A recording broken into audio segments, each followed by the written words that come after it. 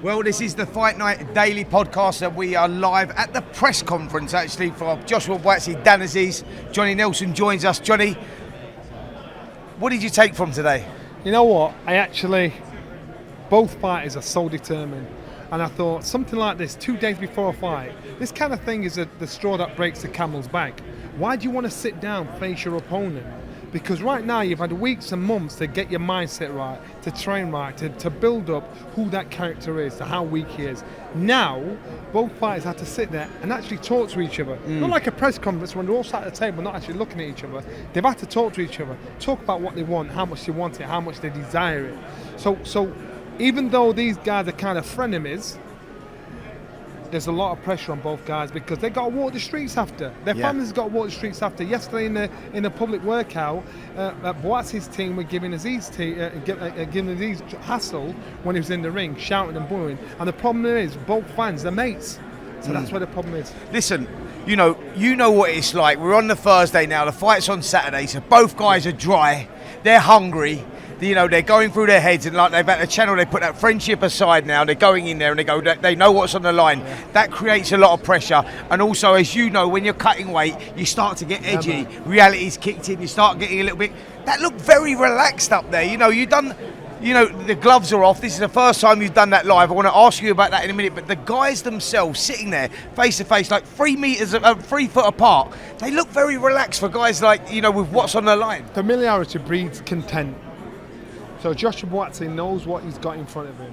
He knows that Dan is never going to outbox him, but don't be surprised. Remember when Sugar Ray Leonard boxed Tommy Hearns, and Tommy Hearns was actually outboxing him, and Leonard knocked him out. So don't be surprised because Dan might have worked to a game plan to think, I'm going to use my long arms, use my long jab, setting up. He's going to expect me to stand there in front of him. I actually think that's not going to happen. I don't think the fight goes past 6 rounds. Wow. I think, and if it's got past 6 rounds, that means Josh is well ahead. I don't think it gets past that. Both guys are cool because they're willing to give their heart and soul for this fight. And that's why, again, I think we're going to be treated to another true, honest fight. That doesn't need table throwing. That doesn't need someone slapping someone around the face or pushing and shoving because they know, we know each other. I see your family, I know your mum, I know your brother, I know your sister. Walking down the street, we're from the same area. I'm going to beat you. I'm going to beat you fair and square. South London bragging rights on the line. And as you know, when you have that and, a fight of this magnitude, it's about legacies. But it means so much more because, like you say, the guys can't go in the same barbershop again. You know what I mean? The loser can't even go in the same barbershop. That means everything in the black community, trust me. Barbershop bragging rights, man. But wow. But look, you've done hundreds now of gloves are off. And you've done some big fights. You go back to Groves, Froch, Derek Chisora, Dillian White.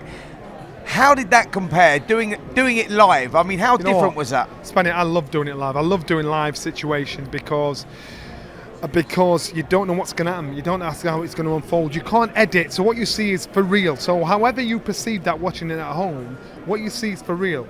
And I know when we've been in the studio situation, sometimes fighters, they switched from being pussycats to being lions once they sat in the seat and the camera starts to roll. I actually think we should have done this in the heart of South London. And if we'd have done it in the heart of South London, the fan, it would have been packed out here. One would have been shouting with something over the other. Both fighters would have been sat there thinking, nah, I can't let him get where we're saying that. We're lucky we're in Northwest London. And so I hope we do this again down the line a lot more often in live situations. And sit down in the pit of the Lions Den. Yeah, listen, I want to move away from that just for a minute. We come back to the show and what we've got to look ahead at on Saturday night. But let's move away from that and talk about the interview we done. Talk boxing. I normally do it with Simon Jordan. Simon Jordan wasn't available. In comes Johnny Nelson. Tyson Fury's name comes up. We've stirred up a little bit of controversy. A little bit. And I gather Eddie got involved. I'm like, Eddie, why you got involved, man? And and I did actually say, on the show this morning, I said, Eddie, look, Eddie's a promoter, and I respect him as a promoter, and I can never have a conversation with him about promoting because that's not what I do. I'm a fighter. Fighters stick to talking about fighting and what happens in the ring. Don't get involved in that with me because I'll run rings around you. You can run rings around me about managing, promoting, but not about when they're in the ring, sparring. You can't. Now, and remember, he was the one that mentioned somebody getting knocked down, not me. He was the one. So maybe for whatever reason, he's doing what he's doing, saying what he's doing. I don't get. I'm like, why are you getting involved in that? I was asked an opinion. I gave an opinion. I gave a conversation. But one thing's this: Tyson Fury is somebody's son. He's someone's, and he's a father too. Tyson Fury, like it or not, he's at the top of the hill. He's got the biggest prize in sport, in boxing. So unfortunately, he's going to be open to criticism from all of us. Now, next week is going to be a tough week. Now, I'm saying to the British fighters, no matter what we think, a Brit is fighting somebody that's not a Brit. So we've got to get behind them. When it's two Brits fighting each other, we can get at it. We can get stuck in. But now we're at the point where this fight's happening. And if this fight's happening, we've got to say, right, we've got to get behind our own. We can have the argument when we've got two of our own fighting each other. We've got to get behind our own and get involved there and get stuck in. But nobody can censor you, me, or anybody else to say you can't say this, you can't say that. Sure.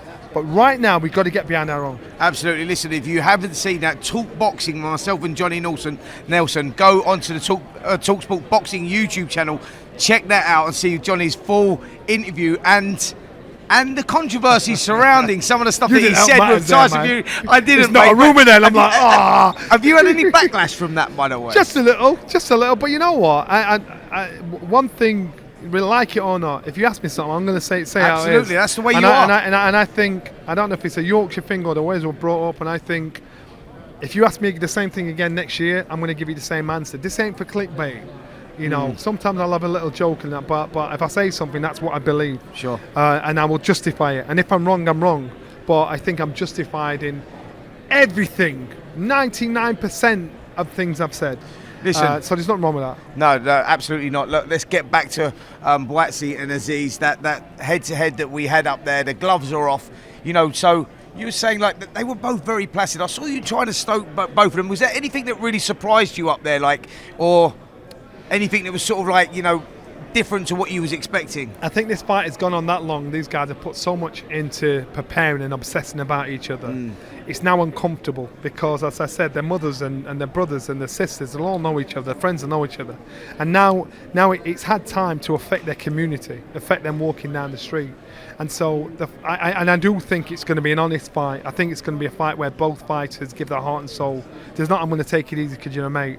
I don't think it'll go past 6 rounds. I think we're going to have a haggler hands. It's an old school fight in many ways, isn't it? Old school fight, and because you've got two fighters, one is steeped in pedigree and expectation. The other has had to do it the hard way, and he's the one that's on the B side. He's the British Commonwealth European champion, and he's on the B side. Funny enough, you say there's one that's done it the hard way. Yeah. I put that to Joshua Buatsi just now, and he turned on me, by the way, and he was like, what do you mean? He had to do it. He said, I hate that narrative. He's had to do it the hard way. He said, how do you think I've got here? How do you think I got here? And I was like, yeah, you got a good point. All right, you've done it the hard way, but you've done it. You know, you was the golden boy. But yeah, but how did I become the golden boy? Yeah, and I think it's lost in translation. When we say the hard way, yeah, every fight's hard. But the thing is, when you've got a platform, an opportunity to fight fighter A, fighter B, fighter C, you know when you're fighting, you've got 6 weeks' notice. You know someone's going to offer you 4 or 5 fights a year. That's what the conversation is. When you're a fighter that doesn't know when he's going to fight again, that doesn't know that is not the A-side fight, that doesn't have to go to someone's backyard. That is the hard way. Sure. So that is what's meant by it, because no fight's easy. But I think that's where it's lost in translation.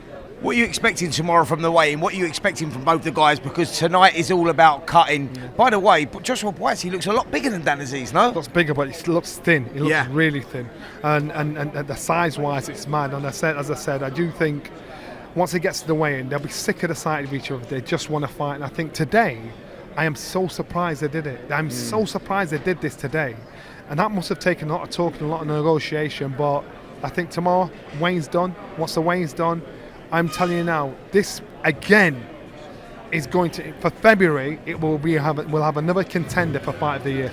Listen, guys, make sure you tune in to talkSPORT 2 from 7 p.m. on Saturday night for all the live action. Switch over to talkSPORT's main channel from 9 p.m. where we go live for the main event. Now, Johnny Nelson, do us a big favour, mate. Look straight down that lens and tell the viewers and the listeners why they should be watching it on Saturday night. Tune in, 7 o'clock, Sky Sports Arena. Trust me, from the bottom to the top of the card, it is going to be one of those nights. From Francesca Hennessy, Caroline Dubois, Ben Whittaker, Jamie TKV, and who else? Top of the bill, these two South London boys are going to kick someone's ass. It's going to be a wicked night. And that's how you do it. Listen, we're back again tomorrow, Fight Night Daily podcast with myself. Maybe not Mr. Nelson, but who knows who else it's with. Make sure you tune in.